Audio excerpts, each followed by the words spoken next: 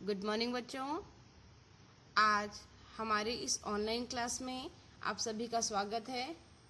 आज हम class 12th के मैथ्स के समाकलन में 7.3 एक्सरसाइज पे बेस्ड क्वेश्चन को देखेंगे, जो कि प्रतिस्थापन विधि के द्वारा समाकलन है। ठीक है, तो प्रतिस्थापन विधि का प्रयोग कब किया जाता है? सबसे पहले हम देखेंगे कि अगर कोई फलन हमें, अभी तक हम जो देख रहे थे एफ एक्स का फलन था, है ना। अब एफ एक्स की जगह अगर एफ एक्स प्लस ए एक्स प्लस बी के रूप में फलन है, तो इसका समाकलन किस तरह से करना है ये हम अभी देखेंगे। तो इस फलन को हम मानते हैं आई बराबर integration of f a x plus b d x. ठीक है, अगर यहाँ पे x होता तो सीधे सीधे इसका क्या होता है, समाकलन हो जाता। लेकिन x के स्थान पे यहाँ पे ए एक्स प्लस बी है ना। तो हम लोग क्या करते हैं, ये जो एक्स्ट्रा दिया हुआ होता है उस पूरे को क्या मान लेते हैं, t मान लेते हैं। हमने अवकलन में भी किया ऐसा। तो इस पूरे को t मानने के पश्चात जैसे माना कि a x plus b is equal to t, हमने माना। अब इस t का क्या करते हैं, जिसको हमने माना है, तो ये वाला जो पद है पूरा इसका अवकलन किया जाता है। किसके सापेक्ष? जिसे हमने माना है t के सापेक्ष। ठीक है, तो t के सापेक्ष अवकलन करने पे हमें क्या मिलेगा, यहाँ पे ए एक्स के लिए क्या हो जाएगा, a into d x upon d t.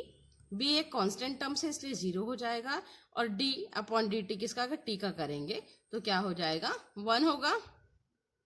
तो ये क्या हो जाएगा, a into d x upon d t is equal to 1। यहाँ से हमको असल में हम अवकलन करके क्या करते हैं, हमने इसमें क्या किया, ए एक्स प्लस बी की जगह तो हमने क्या मान लिया, t मान लिया। लेकिन इस डी एक्स का क्या, तो हम अवकलन करके इस डी एक्स का मान निकालते हैं।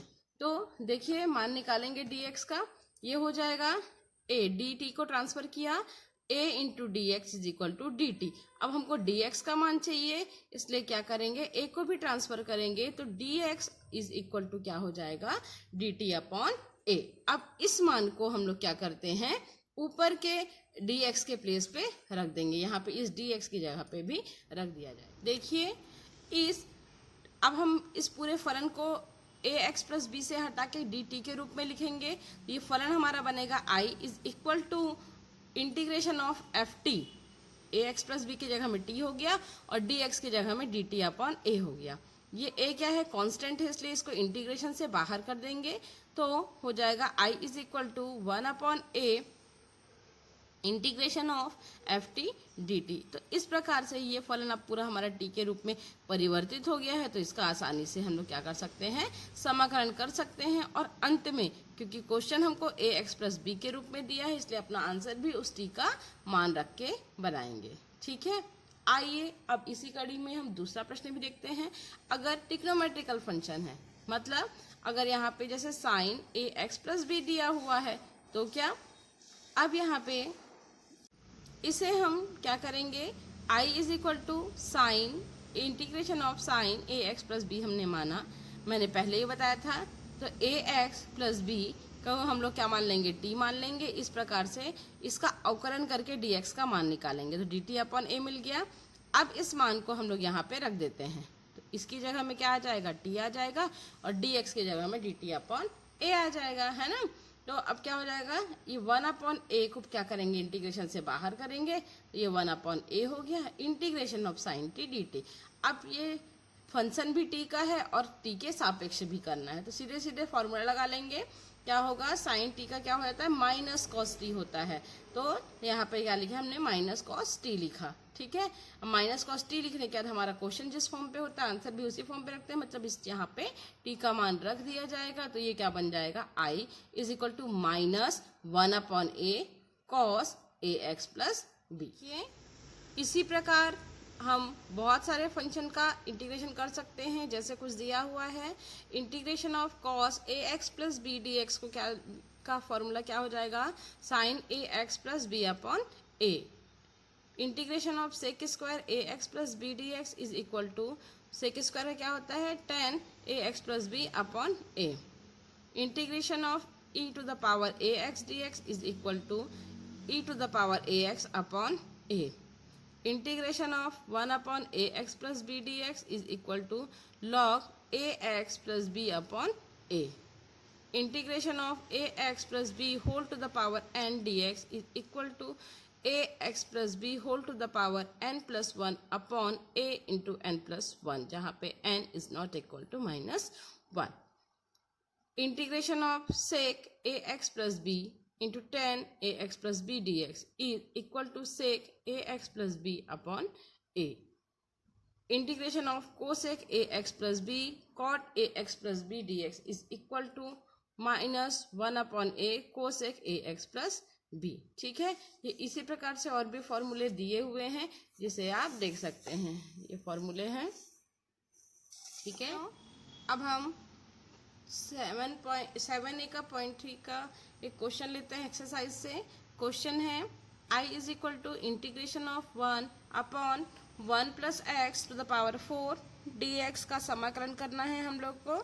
तो हमने इसको माना I बराबर क्या है, इंटीग्रेशन ऑफ 1 प्लस एक्स इस 4, क्योंकि ये अपॉन में, तो इसको हम लोग न्यूमरेटर में ऊपर लेके जाते हैं, तो ये हो जाएगा -4 dx। ठीक है, अब एक्स्ट्रा टर्म्स है तो हम लोग इसकी जगह में क्या मान लेंगे, t मानेंगे। तो हमने यहाँ पे 1 प्लस एक्स को क्या माना, t माना, और इसका क्या कर देंगे, अवकलन करेंगे। तो dx upon dt is equal to क्या मिल जाएगा, 1 मिल जाएगा। इस प्रकार से dx का मान हमें क्या मिलेगा, dt। अब इस मान को हम लोग ऊपर रख देते हैं यहाँ पे, तो रखते हैं तो हमें क्या मिलेगा, यहाँ पे I is equal to t to the power -4 dt, t है, ये भी t है, dt है। ठीक है ना, तो इसका सीधे सीधे क्या हो जाएगा, समाकलन होगा। क्या होता है समाकलन में, यहाँ पे फॉर्मूला लगता है क्या, n+1 वाला लगेगा formula.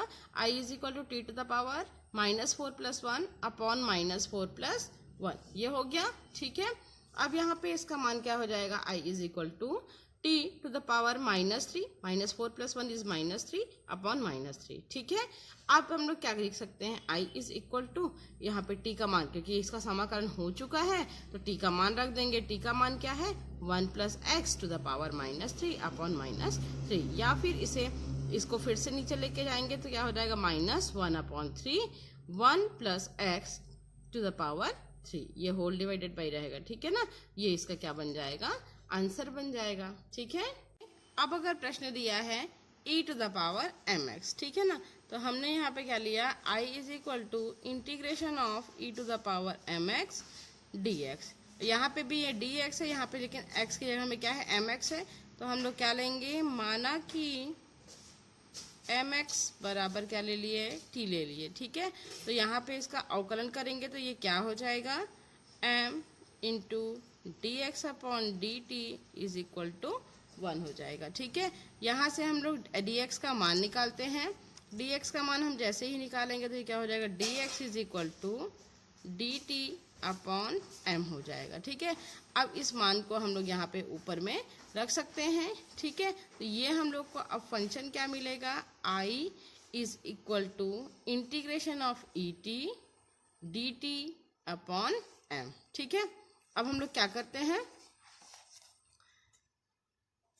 I is equal to m, क्योंकि एक कांस्टेंट टर्म्स है तो इसको इस इंटीग्रेशन के बाहर कर लेते हैं, et dt। अब ये t के सापेक्ष है और फंक्शन भी t का है, तो सीधे सीधे फॉर्मूला लग जाएगा। तो यहाँ पे लगाते हैं फॉर्मूला, क्या होता है, et का इंटीग्रेशन et ही होता है, तो ये et हो गया। लेकिन इसके आंसर में हम लोग को t का मान रखना पड़ेगा, इसलिए यहाँ पे e to the power t का मान क्या है, हमने माना था mx, इसलिए इसका मान क्या हो गया, mx। इस प्रकार से इसका आंसर हम लोग बोल सकते हैं क्या, e mx अपॉन m। ये क्या हो जाएगा, इसका क्या होगा, e mx अपॉन, ये इसका आंसर हो जाएगा। ठीक है।